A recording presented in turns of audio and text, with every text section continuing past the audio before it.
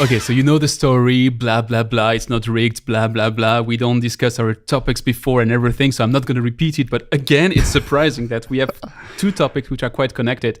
Today, my top 3 is about 3 companies that betrayed the water industry by dealing with the enemy. And the enemy is bottled water. It's going to be a bit different today because I propose you that I go through my top 3 and I tell you why I think they betrayed us, because some of these companies really like what they do. Then the discussion is about why they did it and how we can get inspired by maybe what they did or maybe what the bottle industry did. And actually my top 3 starts with a company called Richard's Rainwater. Richard's Rainwater. Like Richard. I think the guy who founded it was called Richard. I mean, the loan was inside the property of a guy called Richard. And what they do is that they take rainwater. Surprise. They don't take the first drops, which are supposedly polluted, but once it starts raining for good, after eliminating the first part, they take the rest of it and they bottle it. So no treatment. It's no treatment. They test it. It's proven to be potable and everything. They bottle it in 2 fashions. They have a can for still water and they have a carbonated one, which is bubbling water. They have these 2 elements, and the reason why I say they are betraying the water industry is that their full marketing is around how the bottle industry is like big water, like the big guys, the bad guys exploiting the water left and right and taking water from Fiji and sending it around the world, or taking water from Evian and sending it around the world. And I would fully agree with them, but I just don't agree with the conclusion, which is to fight that, let's take another source of bottled water. Like why? How is that different? How is my bottle of Richard's Rainwater so different from the Evian one in terms of impact it has straight away? It was in a truck, it came in a truck, it was delivered to a store, and I bought it in a store.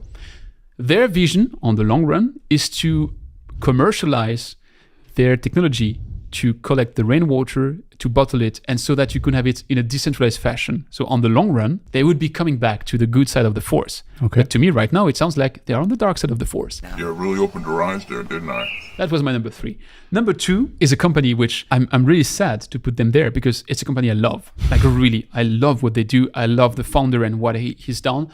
The company is called Bosac, and Bosac is producing packaged plants which are doing ultrafiltration, which are doing disinfection of water, which are going, for instance, in many places of Africa where they're taking whatever source of water, they put this container, the container has a solar panel on the roof, and that solar panel means it's fully self-sustaining, and it's really, you take that thing and they do it with a frame contract over 3 years where you're guaranteed that whatever water you have at the inlet, at the outlet you have drinking water, and it's self-sufficient. And that's the reason why I love that company. And what do? They bottle water. I'm like, guys, why? Why do you do that? And you can now buy bottled water from Bosac. And you can even buy it with special flavors. Like they would treat it to whatever you want. And it's not San Pellegrino, but it has the taste of something which might be San Pellegrino, which you cannot say because there's some copyright reasons. Sure. And I'm like, why do you do that? Why do you go to the other side and the dark side of the force? Spoiler alert, I am your father. And exactly the same with my number 1. My number 1 is Source. Source is making atmospheric water generation. And it is a revolution to that extent because they're not the only ones doing atmospheric water generation, but they are the only ones to do it the way they do it, which is in a fully decentralized fashion. You're fully off-grid, off the electrical grid, off the water grid. You produce water in the middle of the bushes, in the middle of the Navarro Nation, in the middle of Australia. You are producing water. That water is drinkable and is bringing water in places which have never seen water. Awesome, guys. Love that. Might be crazily expensive, might be heavy, whatever you want. It's going to be better with time, but awesome. And what do? They bottle water, which is called Source bottled water. And it's like, why? Why are you bringing water in the middle of nowhere where you are fighting against bottled water? I mean, the enemy there is bottled water because how are these people drinking today? They are drinking bottled water or they're drinking trucked water. So why do you need to be just another brand of bottled water? And now, and that's the end of my rant, I understand why they do that. The 3 of them. Because there is this image of quality associated to bottled water. Like every time I was preparing a baby bottle for my 2 daughters and my son with tap water, the parents of my wife were looking at me like, oh, the crazy water guy at it again. If only he was to use Evian like everybody's using Evian, why does he hate his children and is he using tap water? So bottled water has this image of being pure, wholesome, safer, everything premium. And we are just using that water which is used to flush the toilet. So it cannot be of the same quality. So if you're a brand, and that's now my muggle marketing understanding, if you want to market your water technology as a premium technology, you have to prove that it's so good that it can be bottled. And if it's so good to be bottled, then you can also sell the technology. So I understand why they do that, but it feels to me like they're using the dark side of the Force to create some good. And the story doesn't end that well for Dark Vador in Star Wars. So your prediction for all three is it will not end good. How serious are they in selling the bottled water? Is it just, let's say, a marketing gimmick, or is it really that they want to enter the market and they want to sell this? I think they're serious about the bottled water. Much more serious. I mean, the market is huge, right? You know that. The bottled water market is supposed by 2034 to start to be bigger than the utility water. So that there will be more investment worldwide in bottled water than in utility water. So I do get why it's appealing, but do we want to get a share of a market which is stupidly inflated, or do we want to fight with our central tap water or decentral tap water in order to fight this idea that bottled water is better? But today you are black and white, right? You are saying whatever comes out of the tap is drinking water and whatever is inside the bottled water is shit. But that's not... I'm not talking of quality. But I'm just saying it's 100 times more expensive. It's absolutely 100 times more expensive. And it hurts every time if you want to have a bottle of water somewhere in Europe and at the airport. Yeah, and it has a stupid carbon impact because you are just... trucking water around. When we have pipes, we do that pretty well. It's like, there's this image of you have one bottle traveling, then you have two bottles traveling, and then if you had a Hyperloop water, it's a pipe. The question really for me is, how serious are they? Are they just using this as a marketing gimmick? Well, then it's okay. They're serious if they are really serious about that, then in principle, I'm not saying that they are fighting against their own approach. Because, sometimes if you just treat water or treat wastewater, it doesn't mean that you can't have bottled water. It doesn't fight all the time against each other. Because we all know that there are regions you can treat as much as you want. If you don't have the infrastructure, even if your water is as clean as possible for the drinking water, it will not end at the household clean that it can drink. California, you have good water and still 80% of the people drink bottled water. True. Nonsense. When I was a student in my math school, so now 15 years ago, I was living in Mulhouse. Mm-hmm. And Mulhouse had a hard time to make people drink the tap water. People simply didn't want to drink the tap water.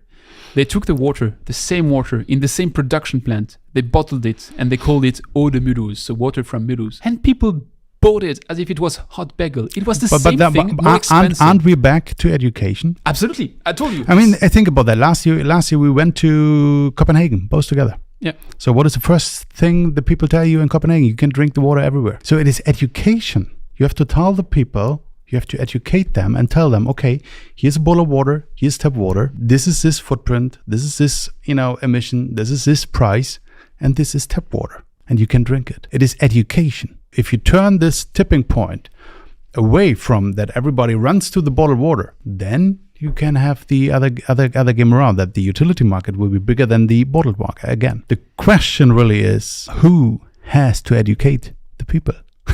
To me, the question is even, I would say, darker than that. My question would be, have we already lost that battle? When I was in New York last year for the Rethinking Water conference, it was my first time in New York. So I thought I'm going to be a bit of the tourist. I went to Times Square and I was watching all these panels and advertising. And then I saw a big Coca-Cola advertising. It wasn't advertising Coca-Cola. It was advertising Dasani, which is their water. When you have Coca-Cola and PepsiCo, which are pushing water through their marketing channels, it sounds to me like we've lost that battle. The question becomes, do you want to do judo, which is you're using the strength of the other to move him, and so you have to play his game? Or can we have an alternative? And I don't know if we have an alternative. If you look at PUB, which is maybe the most forward-looking utility there is in the world, when they want to promote new water, they bottle it, but they do it for marketing purpose and on a short period of time. But I remember some time ago, you came with a couple of numbers that we have so and so many failures every year in the water network. Mm-hmm. Isn't that exactly the reason why the people say, wow, I don't feed that water to my daughter, to my baby. I will use a bottled water. Shouldn't we have a kind of, I mean, you came with that crazy idea that we all should have a kind of, let's say, a treatment system under the sink, our own, to ensure that we have the quality of the treated water is right? Or isn't that, let's say, we have to ensure that this kind of number you came up with, we reduce to never zero, but at least almost? Isn't that the Absolutely. way we should do? It starts like that. The problem is that But then will work only if there's money. If there's no money in the system because all the money goes to bottled water, then that will not happen. See, that's a bit of a double circle. You need to find where to start first. I mean, there's not how to start first. I mean, first of all, you have to educate the people really about what is inside the water.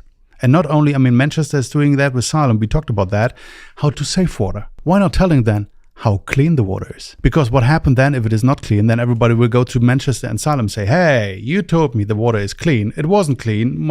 Someone went sick. And that's what really everybody wants to avoid, that they are somehow linked to something which they are not responsible for and something went wrong. And it can go wrong. We have to be sure.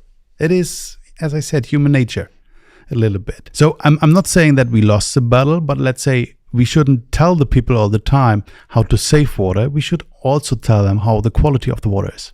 Yep. So, and that's the point. Everybody's talking about, okay, shower for 20 seconds. We had that discussion 3 months ago and you fully disagreed with me when I was saying exactly that, but it's good that you changed your mind. No. You said you have you wanted to have something under the sink, and I said that is the most stupid idea. I said you could be, it was one of the possibilities to have something under the sink. Yeah, but makes and I'm no not sure sense. it's the most stupid idea. I think we should review it before saying it's the most stupid idea. But you have to tell the people. The idea is to say you could have like a tap which lights green when the water is good and red when the water is not good, and you have. But even then, rely on the technology. You have before that you have to tell the people it is always good in quality. Go back to the Perrier advertising in the 70s with Orson Welles. I wasn't born at this time. Deep below the plains of southern France, in a mysterious process begun millions of years ago, nature herself adds life to the icy waters of a single spring. Perrier. Bottled water existed before tap water. Sure. Because at the beginning we didn't have the technological means to bring water to everywhere. To pipe. But when we brought the tap water everywhere, bottled water disappeared. And it came back because clever marketing people said, born in the depth of France, in the volcanoes and everything, that water has been trickling down through, with a much better voice than mine because it was Orson Welles. But if we go back to those roots, I mean, people have this magic taste in the water which comes in a bottle.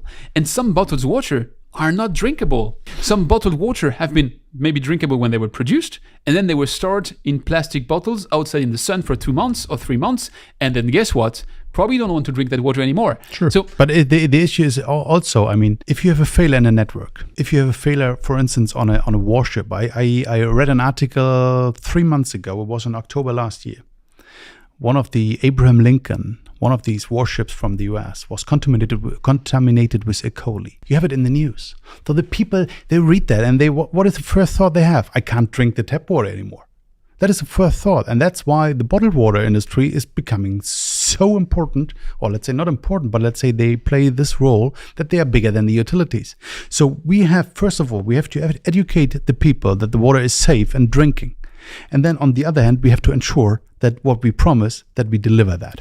And so to bridge with what you were saying in your editorial, I think that's the reason why the water industry has to educate as well, because we are defending our cake. If we don't educate the people that tap water is good, that point of use water is good, that point of entry water is good, that decentralized water is good, then at some point, whether we all work for Evian, Dasani, Fiji or whoever, or we don't have a job anymore. Yeah. So we have to be fighting aside with the government to say that it is better as a society that we have a full system which is maybe better than just bottled waters driving around and taking water from Fiji in 2023 and putting it in a boat and having that carbon impact, and having in the supermarkets like the water bar with 50 different brands. Like I care. It's water. But you know that there's a business model.